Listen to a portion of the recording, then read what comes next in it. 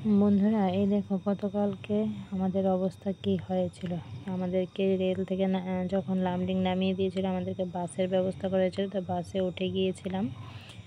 দেখো আমি আর মেয়ে বসে আছি, মেয়ের বাবা পেছনে বসে আছে, আর আমার মা বাবু সামনের সিটে বসছিল। একে দেখো অনেকগুলো কি বলবো, অনেক প্যাসেঞ্জার ছিল। টোটাল 4টা গাড়ি দেওয়া হয়েছিল ওই দিন। তো দেখো আসছিলাম আমরা রাস্তা দিয়ে ভালোই আসছিলাম, কিন্তু মাঝ রাস্তায় গিয়ে নষ্ট হয়ে গেল। তো 2-3 ঘন্টা লাগে ঠিক করলো, করে আবার চলতে থাকলো। দেখো চারিদিকে শুধু পাহাড় আর পাহাড়। রাস্তা খুবই খারাপ ছিল, কি বলবো, সারা শরীর নাড়িয়ে ফেলেছে। আমার মেয়ে আর মেয়ের বাবার তো জ্বরই উঠে গেল। মেয়ের বাবার জ্বর উঠেছে, তবে মেয়ের জ্বর উঠেছে আজকে। এবার দেখো অন্ধকার রাত্রে, সারা রাত্র আর ঘুমাইনি, গুহার ভিতর দিয়ে চলছিল। তো মোবাইলও বেশিক্ষণ চার্জ ছিল না, তাই সম্পূর্ণটা ভিডিওটা করতে পারিনি।